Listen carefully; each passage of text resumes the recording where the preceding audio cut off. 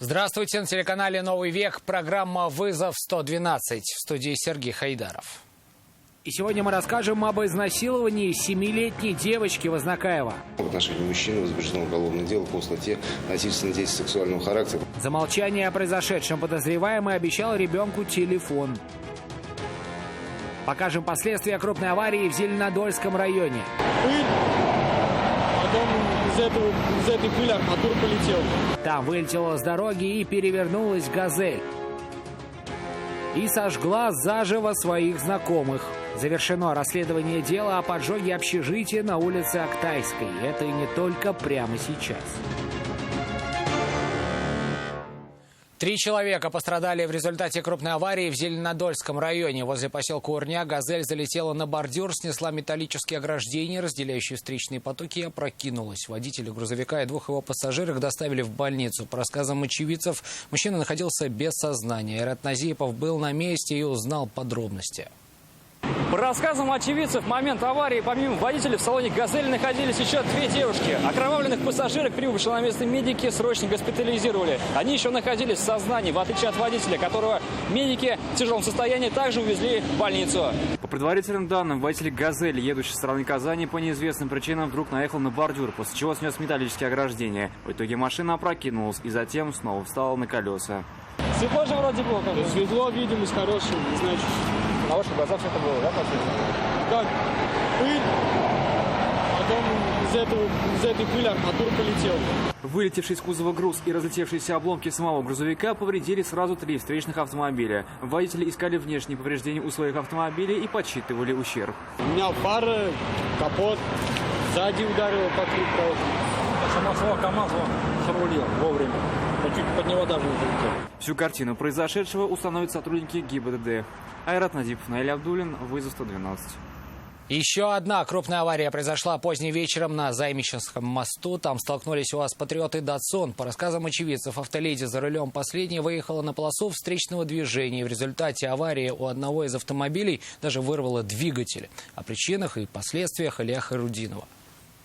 Она нормально, то есть как бы у нее шок, приезжала скоро, у нее все нормально. Девушка-водитель автомобиля «Датсун», что называется, родилась в рубашке. Автоледи не получила серьезных травм, а вот у ее машины после столкновения вырвало двигатель. Как рассказывают участники аварии, «Датсун» выехал на полосу встречного движения, где иномарка врезалась в УАЗ-патриот. Даже не ожидали, просто резко раз и все.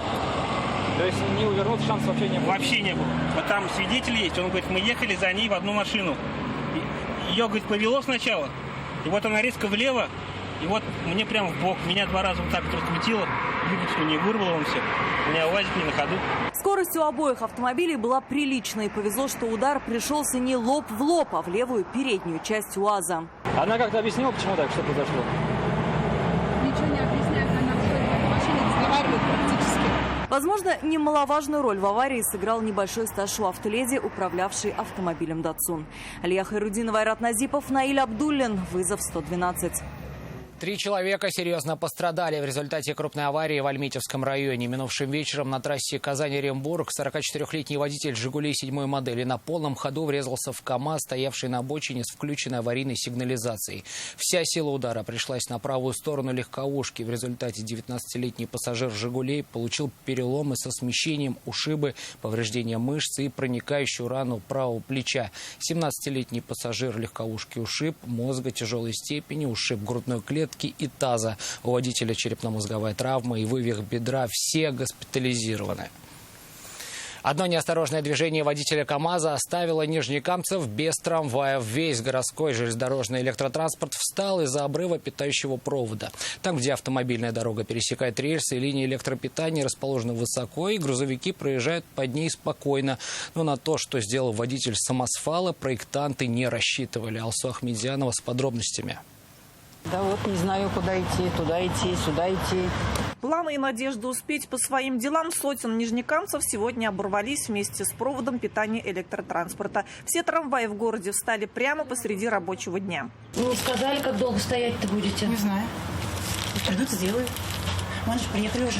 Аварийная служба оперативно выехала на место. Специалисты быстро приступили к устранению аварии. Причиной обрыва провода стал вот этот КАМАЗ, вернее его водитель. В момент пересечения трамвайных путей мужчина поднял кузов. Как потом сказал, случайно. Как итог, все пассажиры в одно мгновение превратились в пешеходов. Никто не пострадал, трамвай остановился, мы все вышли, побежали все по своим местам. А как вот сейчас добираться будете? Ну вот, пешком. Они сказали, в общем, подождите, где-то 40 минут будете энергии. Прибывшие автоинспекторы оформили протокол в отношении горе-водителя. Вину свою он признал. Ему грозит штраф от 5 до 10 тысяч рублей. Движение по 6-му маршруту удалось быстро восстановить, а с двойкой пришлось помучиться. Уже известно, что электротранспортное предприятие будет подавать иск на возмещение ущерба. Это и возврат денег пассажирам за билеты, и полуторачасовой простой трамваев, и поломка одного из вагонов. Точную сумму убытков сейчас подсчитывают. Алсах Медянова, Айгуль Яблонская, Булат Абульманов. Вызов 112.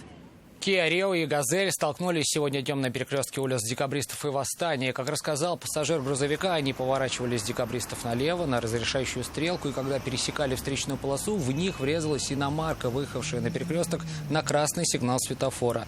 Так ли это и кто понесет ответственность за случившееся, теперь будут устанавливать автоинспекторы. 7-летняя девочка подверглась сексуальному насилию в городе Азнакаево. Все произошло еще 7 июля. Она зашла в подъезд дома и увидел нетрезвый рабочий, который делал ремонт в одной из квартир.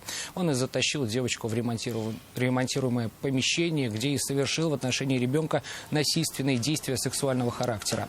Измывался над ней, по некоторым данным, не менее часа.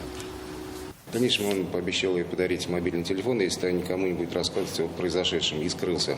Следственным органом Следственного комитета Российской Федерации по Республике Татарстан в отношении мужчины возбуждено уголовное дело по статье «Насильственные действия сексуального характера» в отношении лица, не достигшего 12-летнего возраста. В ближайшее время им будет предъявлено соответствующее обвинение.